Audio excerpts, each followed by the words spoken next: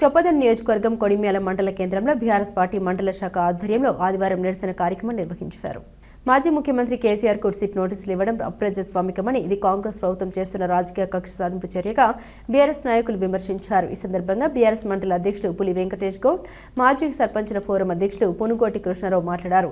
తెలంగాణ రాష్ట్రాన్ని సాధించి దశాబ్ద కాలం అభివృద్ధి చేసిన కేసీఆర్ పై అక్రమ కేసులు బనాయించడం ప్రజాస్వామ్యానికి విఘాతమని మండిపడ్డారు.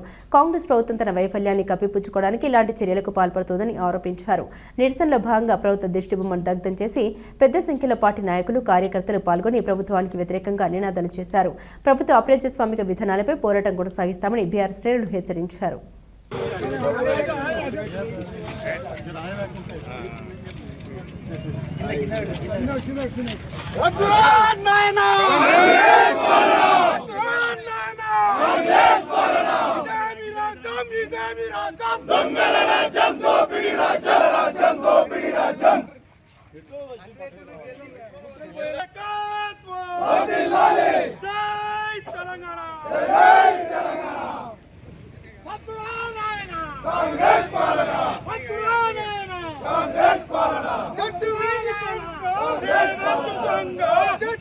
ఈరోజు తెలంగాణ రాష్ట్ర తొలి ముఖ్యమంత్రి వర్యులు గౌరవనీయులు భారత రాష్ట్ర సమితి వ్యవస్థాపక అధ్యక్షులు శ్రీ కల్వకుంట్ల చంద్రశేఖరరావు గారిపై సిట్ నోటీసులు జారీ చేయడం, అది రాజ్యాంగ విరుద్ధంగా చేయడం, మేము కొడిమ్యాల అలా దొంగచాటుగా చేయడం, ఇలా ఇబ్బందులు పెట్టడం మేము తీవ్రంగా ఖండిస్తున్నాం.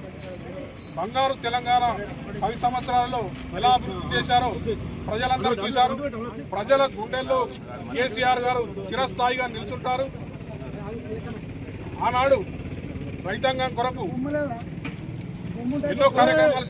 కొడిమ్యాల మండల కేంద్రంలో కొడిమ్యాల్ భారత రాష్ట్ర సమితి ఆధ్వర్యంలో గౌరవ తొలి ముఖ్యమంత్రి కల్వకుంట్ల చంద్రశేఖరరావు గారికి సిట్ నోటీసులు, అంటే తొలి ముఖ్యమంత్రి అనే గౌరవం లేకుండా కేసీఆర్ గారు నేను ఎరవెలి నివాసంలో ఉంటా అని తెలిపినా కూడా సిట్ పోలీసులు ఇంకా 3 సంవత్సరాలే, కనీసం ఈ 3 సంవత్సరాలన్నా మీరు ఇస్తున్న హామీ 6 గంటల పథకాలు నిర్వహించే విధంగా చర్యలు తీసుకోవాలని, రాబో కాలంలో రేపు జరగబోయే మున్సిపల్లో స్థానిక సంస్థల ఎన్నికల్లో మెజార్టీ స్థానాలు బీఆర్ఎస్ పార్టీ కైవసం చేసుకొని మీ యొక్క సిట్ పోలీసుల ద్వారా బీఆర్ఎస్ పార్టీ తొలి ముఖ్యమంత్రి కేసీఆర్ మీదుగా ఎంత ఇబ్బంది పెడుతుండ్రో దానికి జవాబుగా మీకు ప్రజలే ధీటుగా జవాబు ఇస్తారని సందర్భంగా తెలియజేసుకుంటూ ఈరోజు నిరసన కార్యక్రమం చేపట్టడం జరిగింది.